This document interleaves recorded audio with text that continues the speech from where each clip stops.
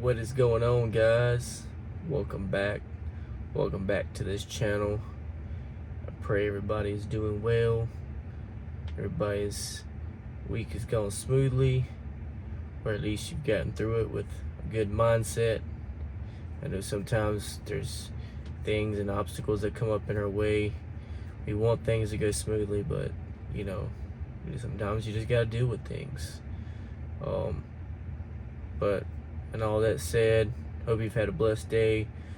Hope you guys are experiencing the best day of your life, and these are the best days of your life. That's the way we need to program our mind to see it and say it. We see it and then we say it, because that's the way God sees it. These are the best days. The best days aren't yet to come. The best days are upon us. And the sooner we realize that, the sooner we can operate and rejoice in our victory that Christ has already won for us. So I just want to take a moment today and just share a couple things with you.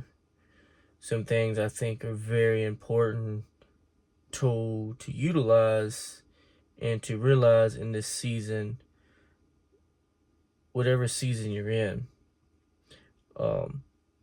One thing it helps to realize is not try to get too far ahead of what God's calling you to do. Okay, so what I mean by that is it takes balance. Okay, sometimes we find we like to find something that works and we just run with it, right? It's like, oh, this is, you find that thing that you fit into and you're like, man, this is it, and I'm just gonna take this to the promised land.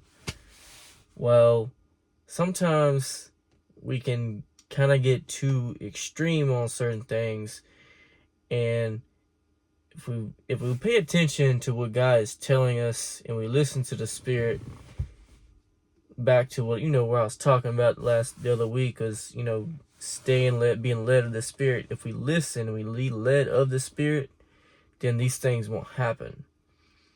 But if we're too involved in our flesh and we're too involved what we want or what we think the outcome should look like, then we just kind of we take the wheel and we're like, no, I got this, and I can take charge.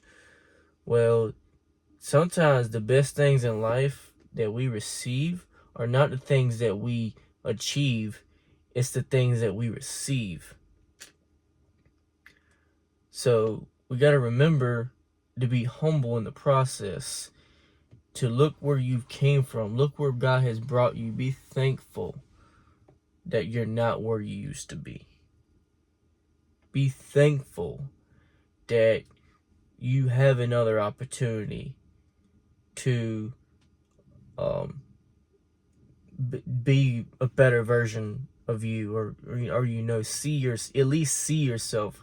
You have another opportunity to see yourself as Christ has already sees you. You have another opportunity. Each moment, each day we're given is an opportunity. It's not to be taken for granted.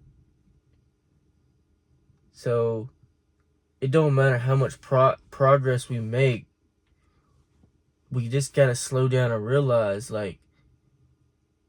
even though we're getting ahead of ourselves and we're doing good and we want to pat on the back and oh, good job, you're doing great. It feels good to be petted and stroked by men, but we gotta realize we need the fear of the Lord to be upon us, and not to be concerned about what other people think, whether that be good or bad. Whether that be good because you want a praise and approval for what you're doing in your life is good, and then now you're taking credit for it and not giving God the glory for it. Whether it be bad, whether you're like, oh, well, I hope they don't think this about me, or I hope they're not thinking negatively about, the things I didn't do.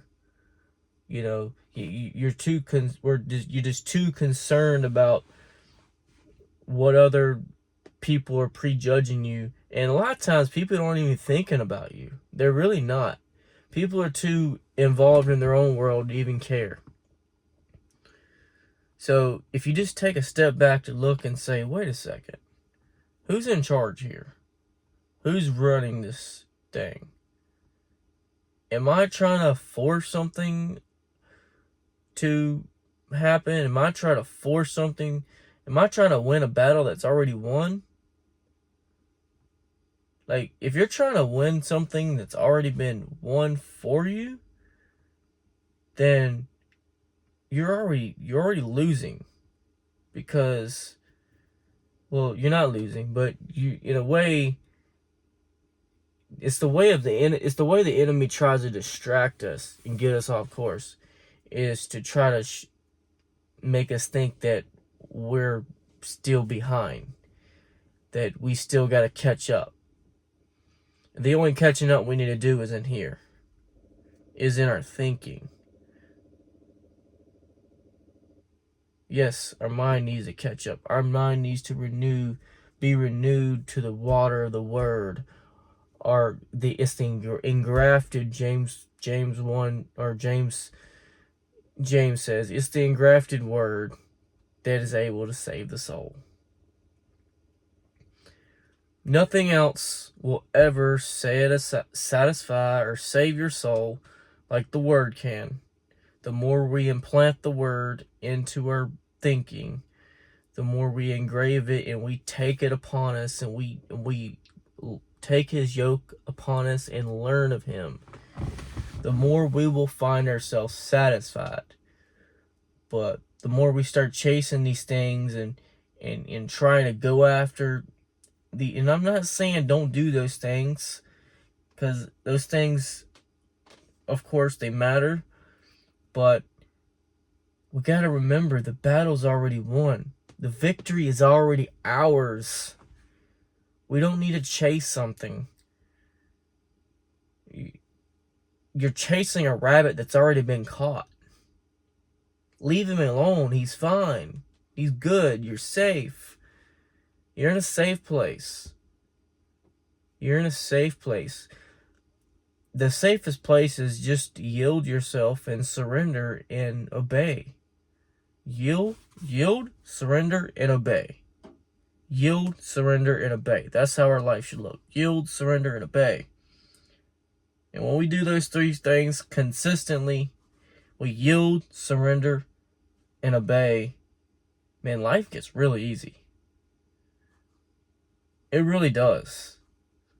This thing gets really easy. And I'm finding that more and more these days. Like, okay, and I'm not saying that you just don't do anything. Like, of course you do your due diligence, you do your daily routines, you do the stuff you have to do, but you do it from a different place. You do it in a place of ease. You do it in a place of rest. You because you're abiding under the shadow of the Almighty. You're recognizing that the Lord is your strength. He is your refuge. He is your fortress. He is the God in whom you trust. And that's why it's important to remind yourself daily of who you are and whose you are. I do it. For me, personally, the way I do that is just through affirmations. I say scriptural affirmations every day. I say Psalms 91 over my day at least 2-3 times a day, if not more. But at least 2 or 3 times a day, minimum. Every day, every morning I wake up, I'll read something, read a devotional or some scriptures, and then I'll go over Psalms 91 and just, I got to memorize by heart. I can just say it like that now because I just said it so much. But I haven't said it so much because where it becomes common, but I say it to where it reveals something in me to realize, okay, this is who I really am. This is where I abide. I do abide under the shadow of the Almighty. That He is my refuge. He is my fortress. My God, in Him will I trust. Surely He has delivered me from the snare of the fowler and from the noisome pestilence. He's covered me with His feathers, and under His wings will I trust. His truth is my shield and buckler. I shall not be afraid that terror by night, nor the arrows that fly by day, nor the pestilence that walk in darkness, nor the destruction that wastes at noonday. I want to challenge you for something. If you're struggling with anxiety or fear, if you're worried about something, say this over your life every day. Put your name in front of it. Say, I, Jonathan Baker, or, not me, but your name. I, so-and-so, am dwelling in the secret place of the Most High. I, so-and-so, am abiding under the shadow of the Almighty. I, so-and-so, will say of the Lord, He is my refuge, my fortress, my God, in Him will I trust. And man, if you can commit to that every day and just be consistent with it, just say that a couple times a day. Say it in the morning, say it before you go to bed, say it, say it while you're eating lunch, on break. Say it, You can't say it too much. There's no such thing as overdosing on the word. So, if you have to say it 5-6 times a day, so what? It's only going to help. It's only going to make it better. But there was a time period where I did it like 10 times a day. I was literally saying Psalms 91 10 times a day, along with other scriptures too. Now, that was a little bit extreme.